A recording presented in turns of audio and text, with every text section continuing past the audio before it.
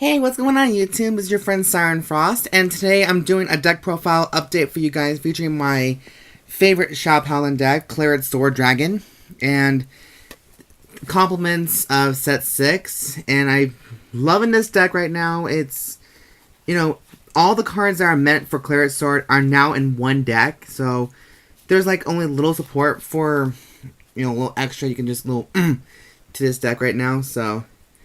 And, honestly, I'll be honest with you guys. I haven't actually playtested this deck quite yet. There's another build that I did play in a tournament last night. But, I figure I decided just to show you guys an updated deck profile. Just because I want you guys a little bit of insight on it, a little bit of opinions, a little advice on it. And, yeah, just go ahead and speak your mind. But, as always, guys, if there's any negative comments, saying that this deck's a piece of shit, that you're a fucking noob and all this shit, please do me a huge favor and just keep that to yourself. Because I am sick of people just bad-mouthing a deck because, or the person, the player, or the deck, just because it's not their ideal deck and all that shit. But anyways, without any further ado, let's get on with the deck profile. So my starting Vanguard is Bassinet Knight Oscar.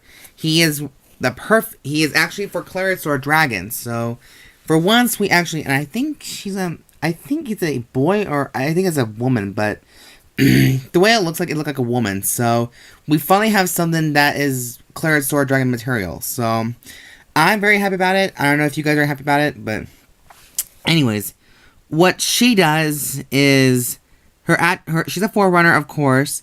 Her active skill is GB1. Put this into your soul. If you have a Vanguard with Claret Sword Dragon in its card name, search your deck for up to one grade 1, reveal it to your opponent, and shuffle the rest of your deck in any order. Wait, hold on. Yeah. Sorry guys, the lighting's kind of bad here. My bad. Search your deck for up to one grade 1, reveal it to your opponent, shuffle your deck, the rest of your deck, and put that one card on top of your deck. So this basically lets you draw the card that you wanted, a certain grade 1, and just shove it in there. So, and then the other skill is, then if you put the card on top of your deck, you countercharge a free card. So this will also help you get more counter blasting going, because some of the cards in this deck, well actually, I don't think not all of it is, but most of it is. But anyways, so she basically helps you get a certain card and put on top and stack it on top of your deck, and then you can countercharge a free card from your damage zone. And so that's probably why she's pretty much good. Now I can see why. I know I did say Magnessa or David's the best option too, but sometimes you gotta take a huge risk. You gotta take a stride and realize that not everything's gonna go well as you probably think it will. So I'm taking the risk right now by using the Claret Sword starter. So you guys can think what you want to think, but I'm gonna be using Oscar no matter what. For this trigger lineup, we also of course we're playing 12 crits, and we're playing some of the newer triggers. So we're playing 4 copies of Illegal Alchemist. He is the new heal trigger for Shop Howlands, and the more evilest one. Of course, I could have given this spot to Abyss Healer, but I think it's about time that we get this deck more of an upgrade, darker feel to it. So we're starting to add more demons and more dark creatures in this deck. So I'm happy about it. Now, of course, we have the Claret Sword Dragon critical triggers. The ones you shove into the soul whenever Claret Sword attacks the Vanguard. And he get plus 5,000 and you draw a free card.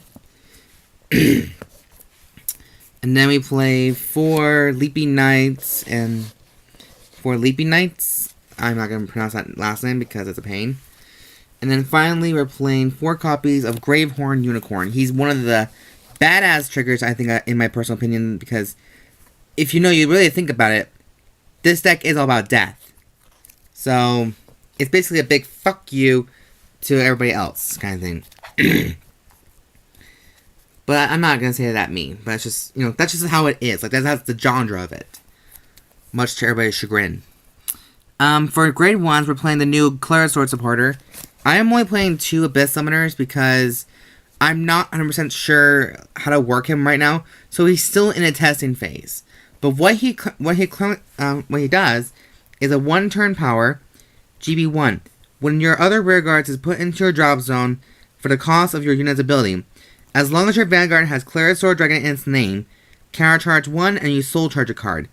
And this card gets plus 3,000 in a turn. So, what do you guys think? You think he should be going up to 4, or is he going to be okay at 2 for now? Leave a comment down below and let me know what you guys think. Next, we're playing another support card. The very first one, we're playing 4 copies of Dark Quartz Dragon. Whenever he is called to the field, as long as your Vanguard's Claret Sword Dragon in his name, then 3,000 power is added to himself and to Claret Sword. So, he just sets you up with a big, huge wave of pressure. So, he adds more pressure. That's why I'm asking you guys if okay, maybe this will kind of help. Should I put him at 4 and reduce him by 2? Let me know in the comment down below if that kind of helps. And sorry guys, I have a little bit of a cold today, so sorry.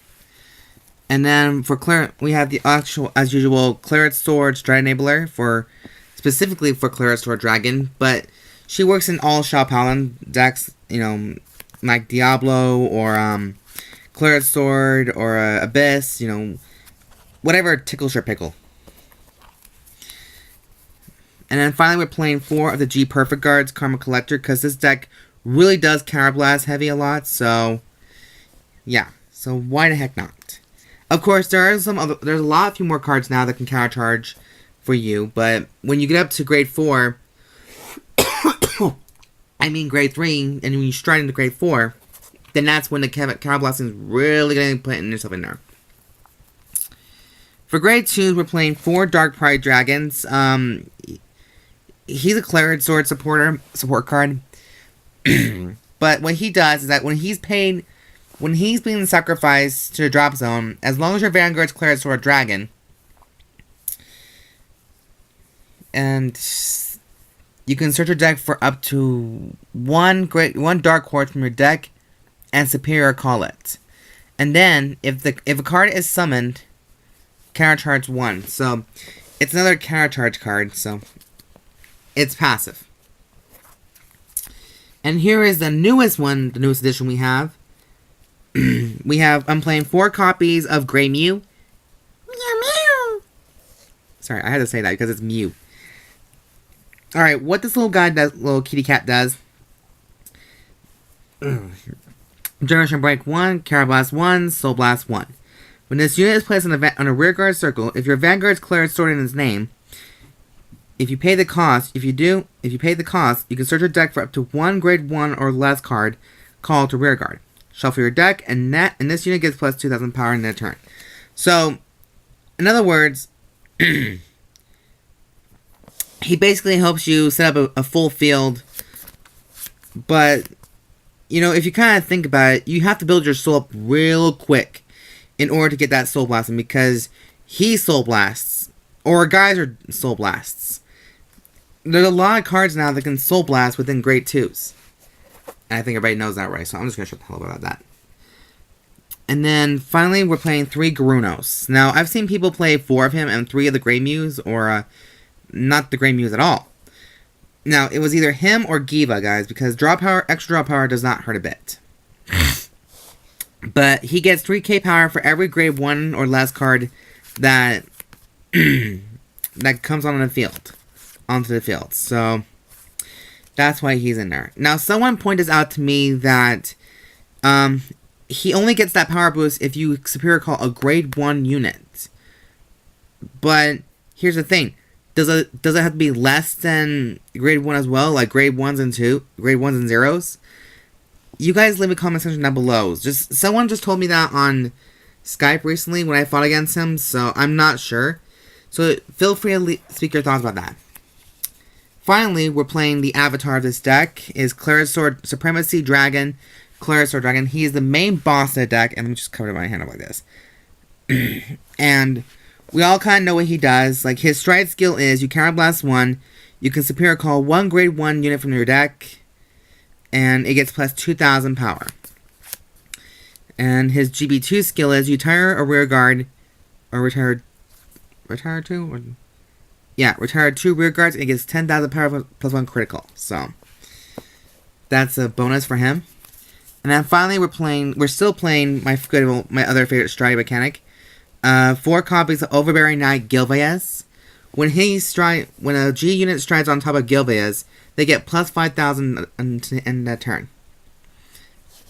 And his GB1 skill is you choose a rear guard and retire it. Is it 1 or 2? Yeah, 2 rear guards, and it also gains... I can't even see that. Alright, it gets plus 5,000 power in the skill. As long as the attack hits the vanguard, you can choose one of your opponent's rear guards and force off the field. So, that just adds a little extra flair in the retiring department. Now, for G units, of course, we're playing the ever so classy Supremacy Black Dragon Aurageyser Dragon. He is still the baby of the deck. He's still the favorite, and I just personally love him, and this is just how I like it. And everyone knows what he kind of does. He's just a standard for most of the Claret players. So you Counter Blast 1, and you Persona Blast a copy of him, and you Soul Blast a card. Then you choose 2 of your rear guards and force them off the field.